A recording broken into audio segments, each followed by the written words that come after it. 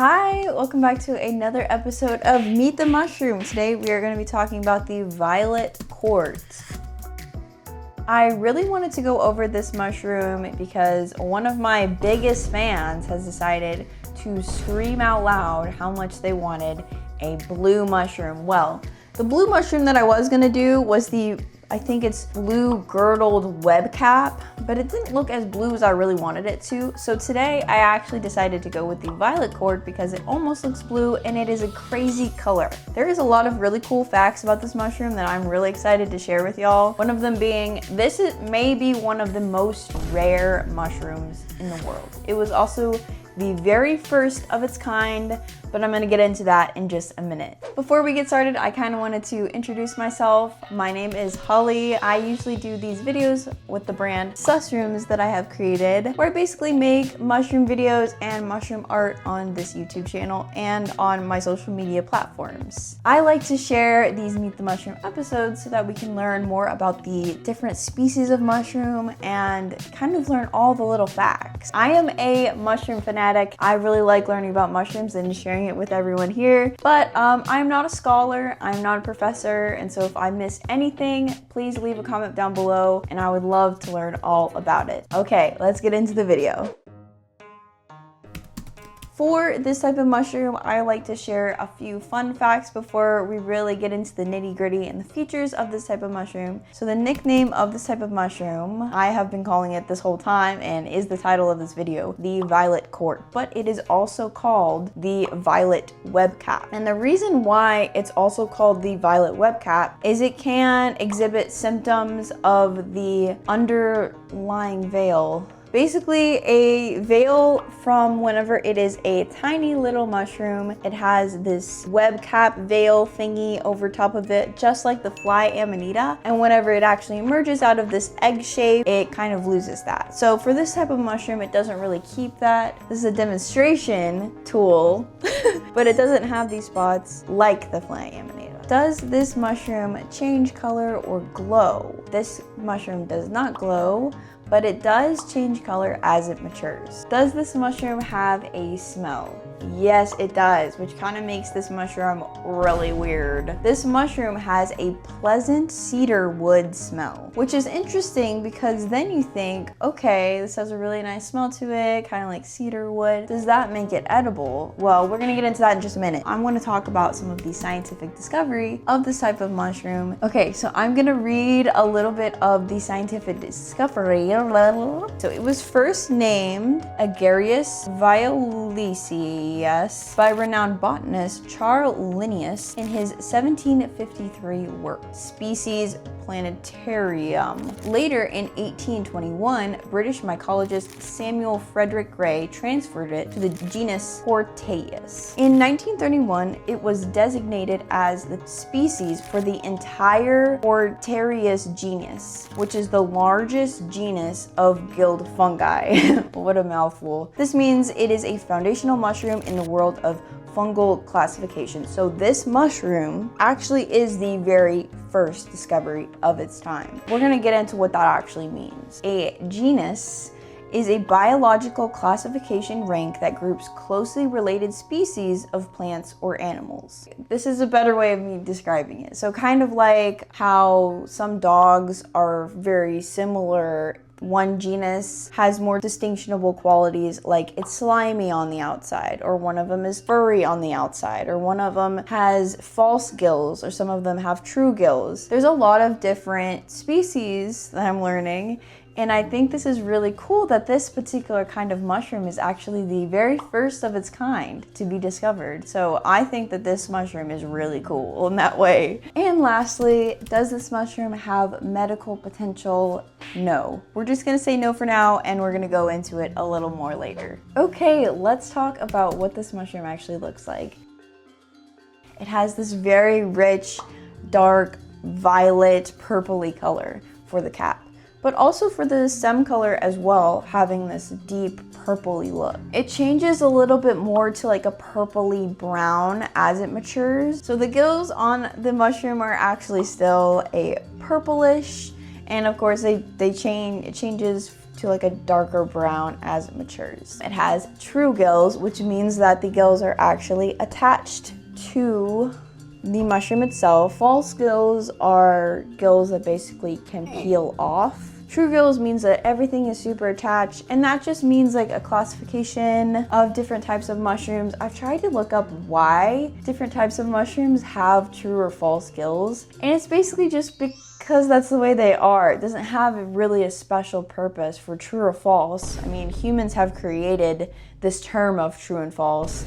Doesn't mean that there's anything wrong with the false ones, it just means that they're not attached. So I find a lot of things in the mushroom world that I'm like, why? And it basically is like always just classification, and I'm like, okay, kind of cool, I guess. Okay, and the size of this mushroom. Got my trusty ruler here. In freedom units, it's actually 2 to about 7 inches tall. So this is probably it as a baby. To 7 inches? Jeez. That's a pretty big mushroom, I would say, for sure. Yeah, that is the features of the mushroom. Let's get into the next segment. Is this mushroom poisonous or edible? So this mushroom is actually debated if it is actually edible, but the kicker is this mushroom can be pretty closely associated with the certain other kinds of mushrooms that are extremely deadly. Like, I'm not talking a tummy ache, I'm talking about like death. It is advised that this mushroom is not edible in any sort of way and is to be left alone. Consuming a poisonous Cortinarius species can lead to severe gastrointestinal distress, kidney and liver damage, with some species being lethal. So those are the kind of warnings against this one. The misconceptions about this type of mushroom. The biggest misconception is that because it's a really pretty purple color, it must be safe to eat, and that could not be farther from the truth. Let's just say this one is for looking only. And now we're going to get into the dangerous lookalikes. So I actually chose a couple mushrooms that were purple, that were like lilac color, because I'm like, oh, there's only like a few in the species, and the few in the species don't necessarily look super similar. So I was like, what kind of is a dangerous lookalike that I can show up in my game, which is coming up soon. You can probably just click around if you want to skip forward. But basically in the game, I like to share a bunch of mushroom images, and you get to choose which one is the Violet Cort. But I do suggest watching all of the videos on these dangerous lookalikes so you can maybe tell the difference. Okay, I have an important note to make. Cortinarius genus contains some of the most dangerous mushrooms in the world, primarily due to the presence of a potent neurotoxin called orelin. Editing Holly will share maybe what that means on the screen. Crazy. There are 2 deadly poisonous Cortinarius species, but they don't necessarily look alike, but I am gonna share those on the screen. So that is the Fool's Webcap and the Deadly Webcap. Okay, now we're getting into the dangerous lookalike. So the first one on my list is called the Silvery Violet Cort, and it is still in the same family. This one has more of a silvery white color, so maybe not as lookalike as maybe it could be, but it seemed like the most similar one in the family, but not the color, if that makes sense. And then the stem color is also kind of white. It's kind of just like a whiter version or a white version of the purple cort. The gills or pores are a purplish brown. It has true gills. Is this mushroom toxic? It is not recommended for consumption, and we're just gonna say yes, it is toxic. Lastly, for this mushroom, does it have a reaction? Reaction meaning if it is cut, does it have a color associated with it or bruising effect? And this one does not. For the second mushroom, this one actually is a lookalike, so turn your eyes on. This one is called the Mycena pura. Again, it's not in the same family, but it looked really similar in the purplish color, so we're gonna talk about it. The cap color is more of a purplish gray color, and the stem color is also a purplish gray color, very similar to the cap itself. It also has more of a white base. This mushroom has true gills.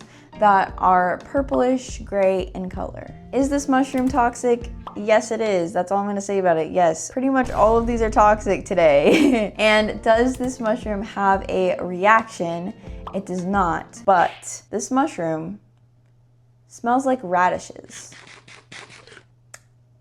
All right, moving on. The number 3 also has a weird name and maybe a weird smell as well. This one is called the goat cheese webcap. It has its lilac coloring and it can be sticky on the cap itself. So kind of like the slippery jack. You could watch that video I made. Kind of an interesting video, kind of an interesting mushroom, maybe similar to that one. The stem color is also this lilac, lighter purple color, and it has more of a fibrous stem, so a little bit more on the hairy side, kind of similar to the woolly milk cap in that instance, which I also made a video on that one if you want to see that. This mushroom has true gills. It is considered toxic and it does not have a reaction. However, yes, this mushroom does have a smell, and it smells like goat cheese or bad butter or old socks. I didn't think that goat cheese smelled bad. Let's learn a little bit more about the Violet Cort mushroom. So where in the world can you find this type of mushroom? If it's considered so rare, where is it found? Well, it is found in the forests of North America and the forests of Europe. It has also been reported in parts of Asia, like Russia, New Zealand, and Australia. The type of environment that this mushroom loves, it actually really likes tree biomes. It thrives in woodland habitats, favoring both conifer and deciduous forests. And let's get into the difference between these types of forests, because I was like, ooh, I get to learn something new. So in the past, I have kind of mentioned like, oh, this type of mushroom likes this tree, or it's a cypriac mushroom, so that means it doesn't like trees, it likes dirt. Dirt. But today we're actually going to be talking about what the difference of types of tree biomes is. The conifer forest houses trees like pines, firs, spruces, and hemlocks, which are typically evergreen trees. And the other tree biome is the deciduous forest, includes trees with leaves that shed seasonally, blah, blah, like oaks, maples, beeches, that sort of stuff. So it's an interesting kind of mushroom, really likes forests full of different types of trees, kind of cool. Kind of explains already that it is a mycorrhizal mushroom, meaning it really likes trees. It gives nutrients back and forth with trees through the roots. So this is not a mushroom that loves dead things and decomposes things. And lastly, is this mushroom a seasonal or annual mushroom? This mushroom typically fruits in late summer and autumn and usually appears in July to November. And we've kind of mentioned this before, but is this type of mushroom considered rare? It is considered rare in some areas, such as Britain and Ireland, but this mushroom, as rare as it seems to be and hidden in the forests, it actually doesn't really sell for anything because it's not edible and it's not really used for anything. I tried to do a lot of digging on maybe what this type of mushroom could be used for, but it doesn't seem to be harvested in any sort of capacity. So it's just for looking. Okay, and now we're gonna get into the game. I'm gonna share a bunch of different images and it is your task to guess which one is the Violet Cort. Good luck.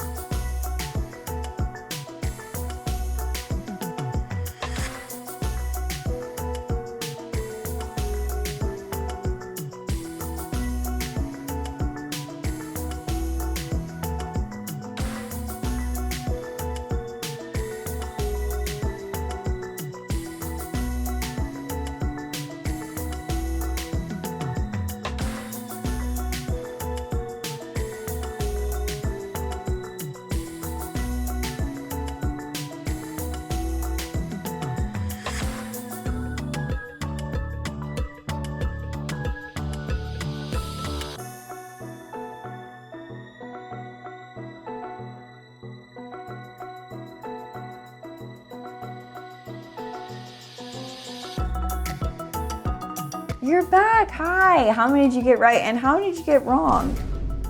Because I tell you the answers and you should know. So if you don't feel confident, maybe do it again. Okay, and now I'm actually going to be sharing my art. It is time now at last to share my art. I don't know if I mentioned it before, but I do this in every episode, so here we go. This is the mushroom.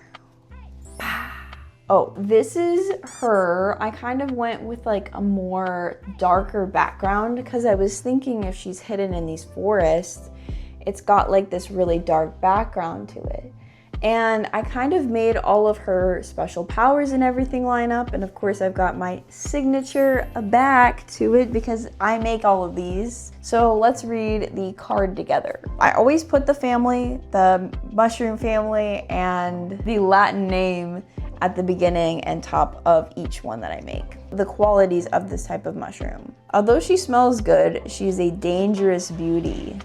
She set the trend for the largest genus of gilled fungi, a rare sight tucked away deep in the forest, and is best friends with many types of tree biomes. I kind of wanted to put more like factual facts in there, but I really like the way that I made this art, and honestly, I really like this card. So for her strength, I was thinking more of an invasive type of power. Her weakness is defense. And then this is a pretty high mushroom on the scale, HP 85 and PL also 85. So power level and health points. And lastly, the power move. I was thinking one that's called Forest Whisper, where she gets into mines, kind of like she's invasive, you know? Okay, and now I'm gonna share my stickers. I forget which one I actually made first. I made all of these on a live. Sometimes I go live on TikTok if y'all are ever interested, a couple of times a week now at this point.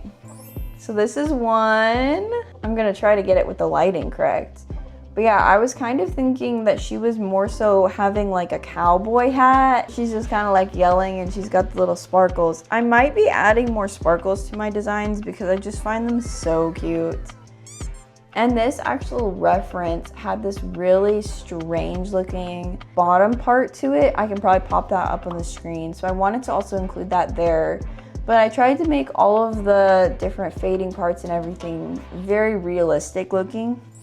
And this one is the one that I actually ended up going with. I really like the way that she kind of turned out and everything, and she was just my favorite. Okay, and last but not least, this design, I kind of wanted to keep with this theme of like a darker gray. This one's just kind of like moody. But yeah, those are my stickers. I hope you like them as much as I do. Thank you guys so much for watching. If you want to see any more of my Meet the Mushroom episodes, you can check those out on my playlist. If you are interested in joining my mushroom club, I actually send out these every single month. So you will get this entire set about a month in advance from everyone else. You can also get access to all of my YouTube videos a day in advance. I really liked having a little mushroom club. It's been so fun to send it. And I can also send it out of the country, although I have had problems with that in the past. So maybe just stick to America for now. Okay, I think that's it. If you would like to view my website, it is susrooms.com that I made myself because I'm a graphic designer on the side.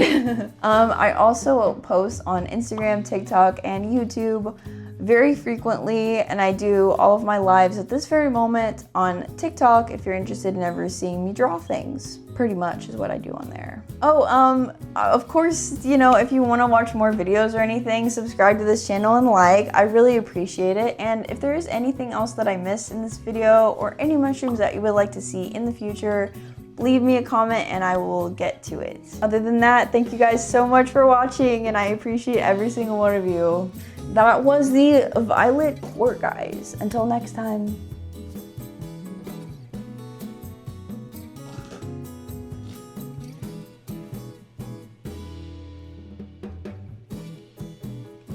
Do we look alike?